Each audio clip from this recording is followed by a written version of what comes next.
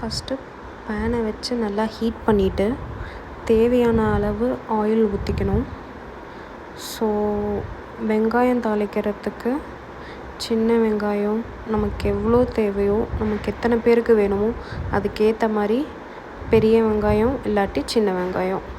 நான் சின்ன வெங்காயம் எடுத்திருக்கேன், ஏன்னா சின்ன வெங்காயம் தான் குழம்புக்கு ரொம்ப டேஸ்ட்டாக இருக்கும். ஸோ சின்ன வெங்காயம் போட்டு நல்லா தாளிச்சுக்கோங்க.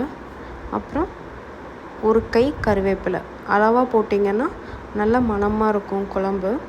ஸோ அதையும் சேர்த்து நல்லா ப்ரௌன் கலரில் வர மாதிரி ஃபுல்லாக ஆயில்லையே இது பண்ணிக்கோங்க. நெக்ஸ்ட்டு வெங்காயம் நல்லா வணங்கினதுக்கப்புறம் குட்டி குட்டியாக கட் பண்ணி வச்சேன். நான் மீடியம் சைஸ் 2 தக்காளி எடுத்திருக்கேன். ஸோ நீங்களும் உங்கள் ஃபேமிலி மெம்பர்ஸ் எவ்வளோ பேர் இருக்காங்களோ அதுக்கேற்ற மாதிரி எடுத்துக்கோங்க. ஸோ வெங்காயமும் நல்லா வணங்கிருச்சு. ஸோ இதை ஆற வச்சுட்டு ஒரு மிக்ஸி ஜாரில் மாற்றிக்கலாம். இது கூடவே தேங்காய் ஆட் பண்ணிக்கலாம், ப்ளஸ் கொஞ்சமாக பொட்டுக்கடலை. அடுத்து வீட்டிலையே நாங்கள் அரைச்ச குழம்பு மிளகாத்தூள் அதை ஆட் பண்ணோம். ஸோ அதை ஆட் பண்ணால் தான் இன்னும் நல்லா டேஸ்ட்டாக இருக்கும் குழம்புக்கு. அதை ஆட் பண்ணிவிட்டு இப்போ நம்ம தாளிக்க ஸ்டார்ட் பண்ணிடலாம். ஆஸ் யூஷுவல் பேனை ஹீட் பண்ணிவிட்டு ஆயில் தேவையான அளவு யூஸ் பண்ணிவிட்டு ஆயில் நல்லா ஹீட் ஆனதும் கடுகு போட்டுக்கோங்க. கடுகு போட்டு நல்லா வெடித்ததும் நம்ம குட்டியாக கட் பண்ணி வச்சுருக்க சின்ன வெங்காயம் கருவேப்பிலையை போட்டு நல்லா வணக்கிக்கோங்க. இது வணங்கினதுக்கப்புறம் பச்சை மிளகா 2 பெருசாக கீரி போட்டிருக்கேன், அதையும் ஆட் பண்ணிக்கோங்க. இது பச்சை மிளகா ஆட் பண்ணக்கப்புறம் இஞ்சி பூண்டு பேஸ்ட் போட்டுக்கோங்க. இஞ்சி பூண்டு பேஸ்ட் போட்டு நல்லா வணங்கினக்கப்புறம் நான் ஆல்ரெடி குக்கரில் 2-3 விசில் விட்டு வச்சுருக்கேன், குடலை நல்லா சுத்தம் பண்ணி. ஸோ அதை ஆட் பண்ணிக்கோங்க.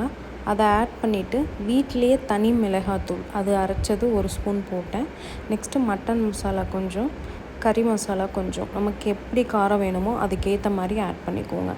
நல்லா கிளறி விட்டுக்கோங்க.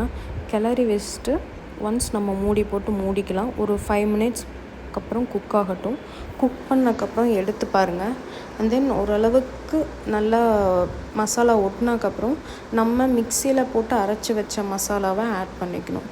ஸோ ஆட் பண்ணிவிட்டு அதே மாதிரி நமக்கு எவ்வளோ திக்காக கிரேவி வேணுமோ அந்தளவுக்கு நம்ம ஆட் பண்ணிக்கலாம் தண்ணி. ஸோ எங்களுக்கு தேவையான மாதிரி நான் தண்ணி ஊற்றிட்டேன். அதுக்கேற்ற மாதிரி நீங்களும் உங்களுக்கு தேவையான மாதிரி தண்ணி ஊற்றிக்கோங்க. அண்ட் தென் தேவையான அளவு உப்பு போட்டுக்கோங்க. உப்பு போட்டுட்டு நல்லா கொதிக்கட்டும். ஃபஸ்ட்டு மறுபடியும் தண்ணி வேணும்னா ஆட் பண்ணிக்கோங்க.